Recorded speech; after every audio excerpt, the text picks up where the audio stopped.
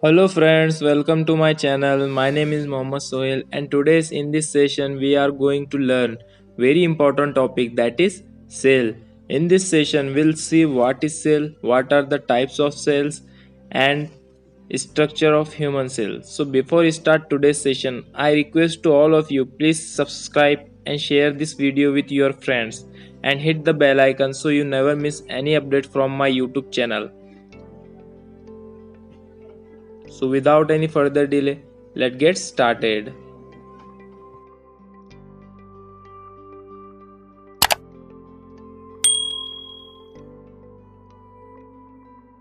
So first of all, what is cell? So cell is the basic structural and functional unit of life. Cell is the smallest unit of living tissue.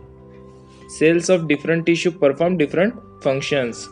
Cells have different size and shape. For example, nerve cell. Nerve cell is long, epithelial cell, muscle cell. Cell is made up of three structures that is cell membrane, nucleus and cytoplasm.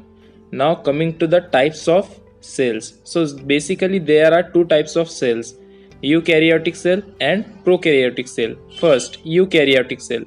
Eukaryotic cell contains the membrane bound cells organelles. Example is animal cell and plant cells. Then second, prokaryotic cell. So prokaryotic cell lacks the membrane bound cell organelles. Example is bacterial cell.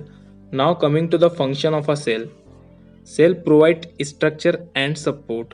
It facilitates growth through the process of cell division. It produces energy through various chemical reactions. It allows passive and active transport of nutrient and waste product. It creates metabolic reaction to make an organism alive. It helps in the process of reproduction. So these are the basic function of a cell. Now coming to the structure of a human cell.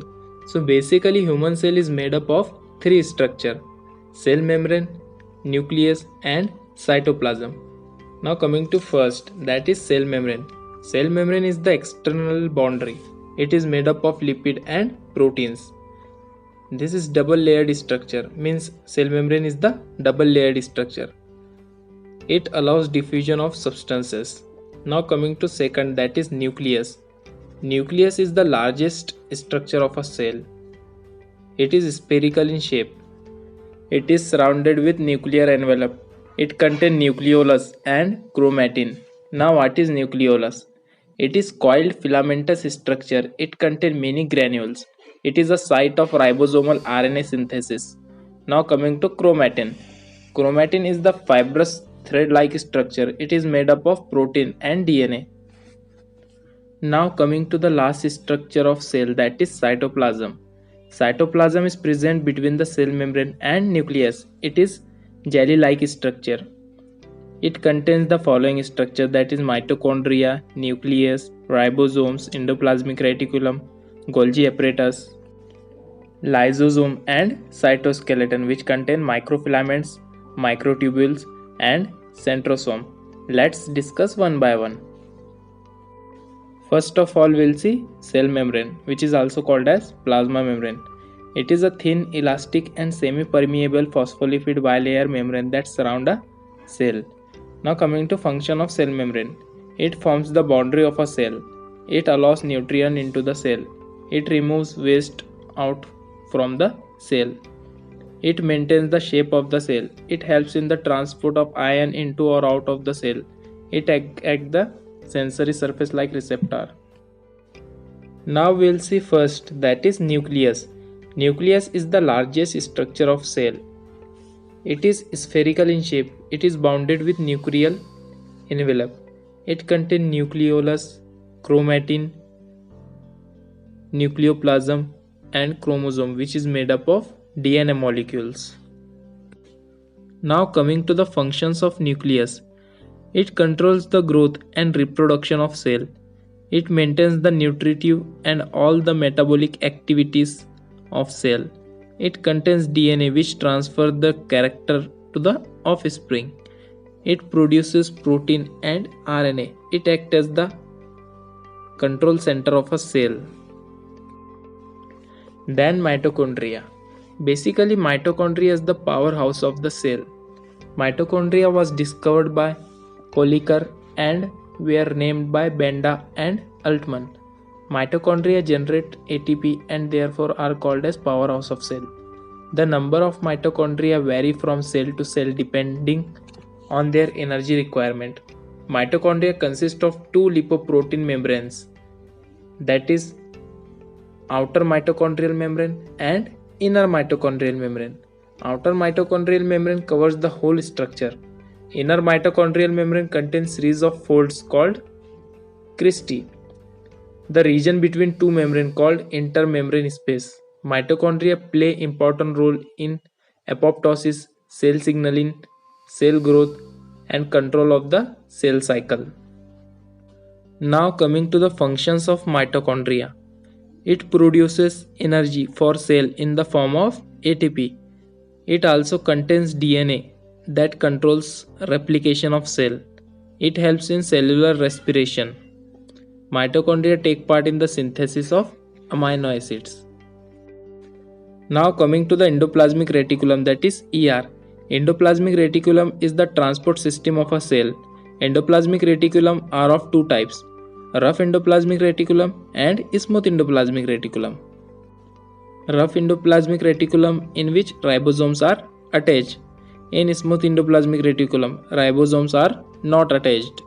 Now coming to the functions of endoplasmic reticulum. They move different substances within the cell. They communicate with the cell membrane, nucleus, and other organelles. Rough endoplasmic reticulum contains ribosome, which helps in protein synthesis, that is production. They help in the detoxification of some drugs. They also synthesize lipid substances in a cell. Then Golgi apparatus. Golgi apparatus is the packaging house of a cell. It consists of 3 to 20 flattened curved sacs. Now coming to functions of Golgi apparatus. They receive the protein from endoplasmic reticulum. They package the proteins to form secretory vesicles. They help in the production of some hormones and enzymes. They act as a temporary storage of protein. Now coming to ribosomes and lysosomes. Ribosomes are the protein factories of cell. They are made up of protein and RNA. They synthesize protein. They are found in both endoplasmic reticulum and in cytoplasm. Now lysosomes. These are membranous vesicles pinched off from the Golgi apparatus. They contain digestive enzyme. They describe and digest the foreign material, example harmful bacteria, virus.